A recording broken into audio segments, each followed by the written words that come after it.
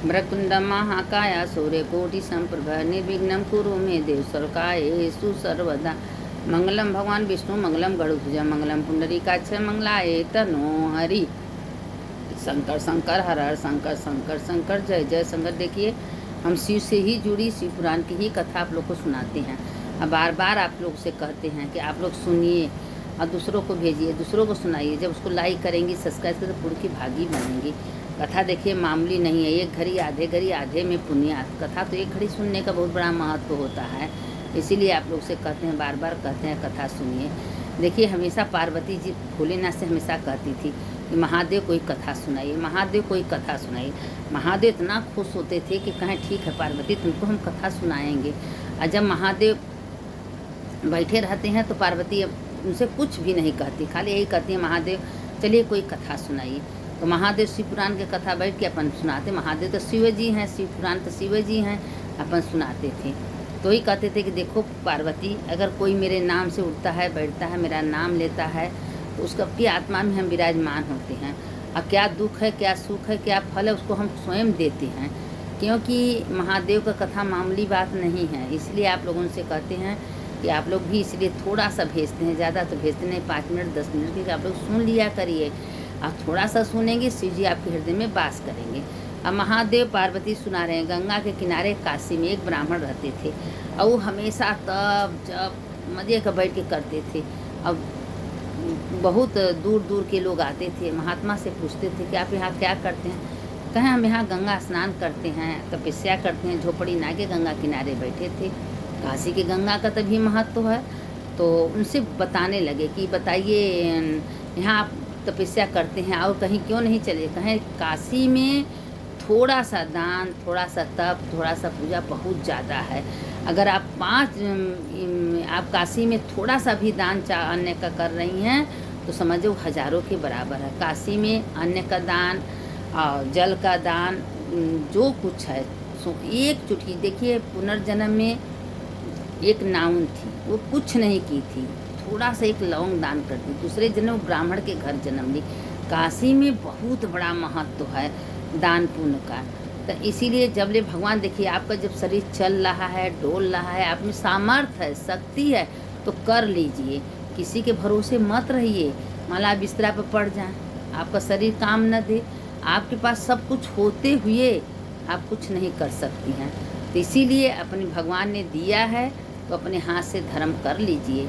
दान करिए, पुण्य करिए, सत्संग करिए, कथा सुनिए, पुराण सुनिए।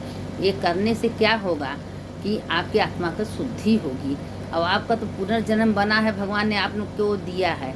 इस जन्म भी आप बनाएंगी तो अगला कहीं जन्म होगा तो अच्छा नहीं होगा तो भगवान में मिल हो जाएंगी। क्योंकि अच्छे कर्म का परिणाम अच्छा होता है। और जो लोग सत्संग में, दर्शन में, पूजा में मन लगाते हैं, उसको शिव के दूत आते हैं और शिव ले जाते हैं। अब एक बार वो ब्राह्मण क्या हुआ, गंगा किनारे तप करता करता उसका शरीर छूट गया। और छूट गया, और कोई उसके जो शिष्य बच्चे थे वो क्या किए कि उसके शरीर को ले गए, बेल के पेड़ के नीचे रख दिए। अब उतने में शंकर जी के दूत आए और उसको पकड़ के शिवलोक ले गए। शिवलोक ले गए, कहीं काशी में गंगा के किनारे तपस्या किए थे।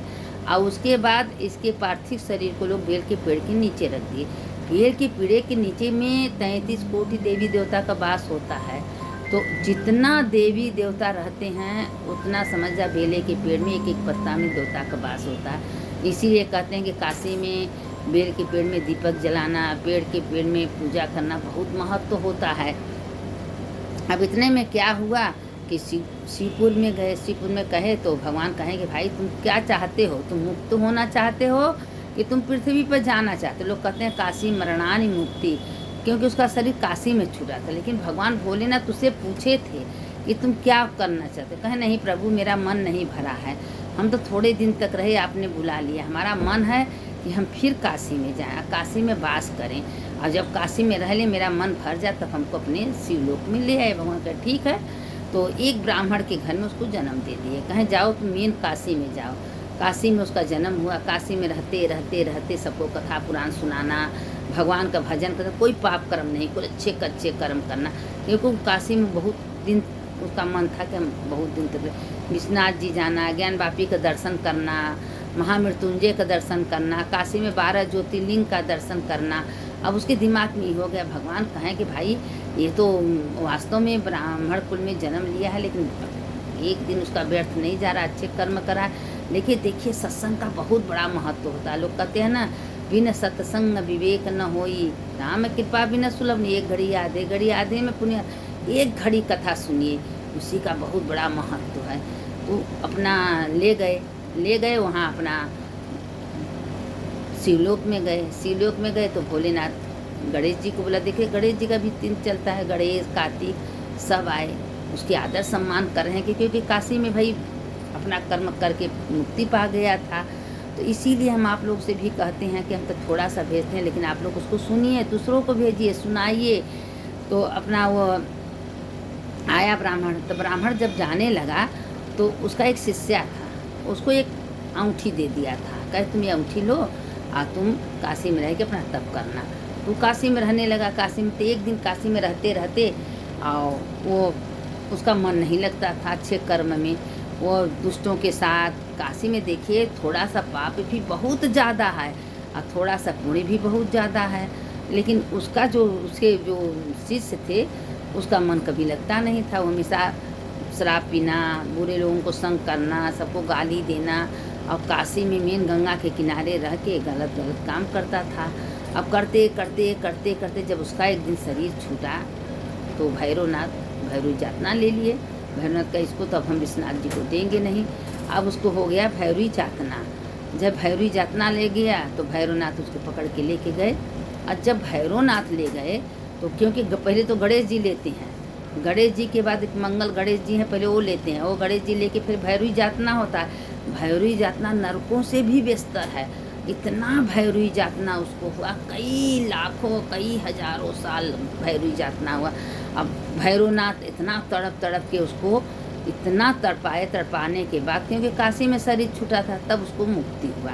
तो इसीलिए कह रहे हैं कि देखिए कहीं भी रहिए, काशी में रहिए या काशी के बाहर रहिए, लेकिन दिन रात जप करने से, भगवान का नाम लेने से सारे पाप नष्ट होते हैं।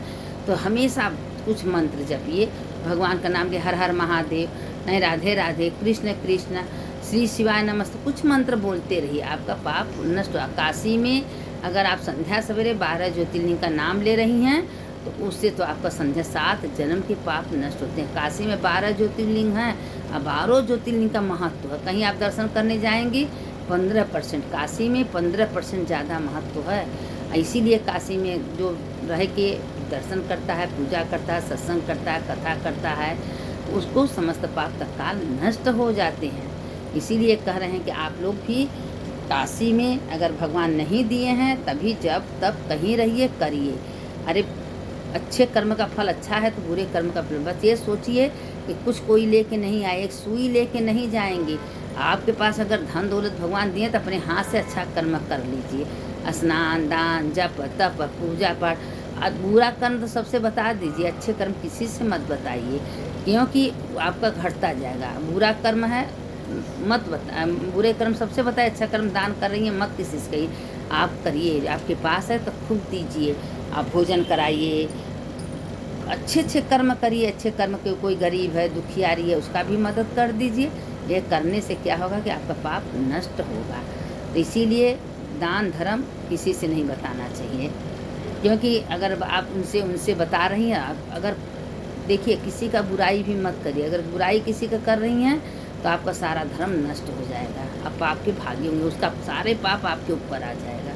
इसीलिए किसी का बुराई नहीं करना चाहिए, और न किसी का कोई सामान देख के बुरा लगना चाहिए, न कभी किसी को बोलिया वाला बोले, न किसी को देख के हंसना चाहिए, क्योंकि सबकी आत्मा में परमात्मा का वास है। तो ये सोच लीजिए कि सब में तो वही शंकर हैं, शिव तो शरीर, शिव नहीं तो शरीर नहीं। तो इसीलिए आत्म तत्व का ज्ञान करिए कि हमारे अंदर कौन ऐसा शक्ति है कि हम सवेरे उठ रहे हैं, ब्रश कर रहे हैं, नहा रहे हैं, धो रहे हैं, और जिस दिन आत्मा निकल जाएगा एक सुई नहीं जाएगा। कोई गया है तो लेके गया है कि हम लेके जाएंगे, तो अपने चलते पैरों का अच्छे कर्म कर लीजिए, स्नान दान जप तप पूजा पाठ। ये करने से क्या होगा कि आपका आत्मा शुद्धि होगा, आपका लोक परलोक सब बनेगा।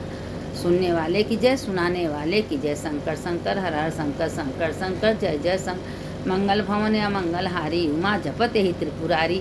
हर हर महादेव शंभो काशी विश्वनाथ गंगे माता पार्वती संगे।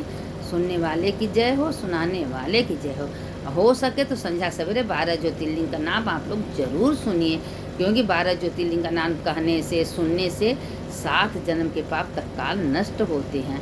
अगर आप लोग को नहीं याद है तो हम बोल दे रहे हैं, यही लगा लगा सुनिए। सौराष्ट्रे सोमनाथम च श्रीशैले मल्लिकार्जुनम उज्जैन्यां महाकालम ओंकारम ममलेश्वर परल्यां वैद्यनाथम च डाक्न्यां भीमशंकरम सेतुबंधे तु रामेशम नागेशम दारुका वने वाराणस्यां तु विश्वेशम त्रयंकम गौतमी तटे हिमालय तु केदारम भूष्मेशम च शिवालय एतानि ज्योतिर्लिंगानि सायं प्रातः पठें सत्य जन्म कृतम पापन। सुनने वाले की जय, सुनाने वाले की जय। जो ये 12 ज्योतिर्लिंग का नाम सुनता है उसका भी जय होता है, जो सुनाता है उसका भी जय होता है। हर हर महादेव, घर घर महादेव।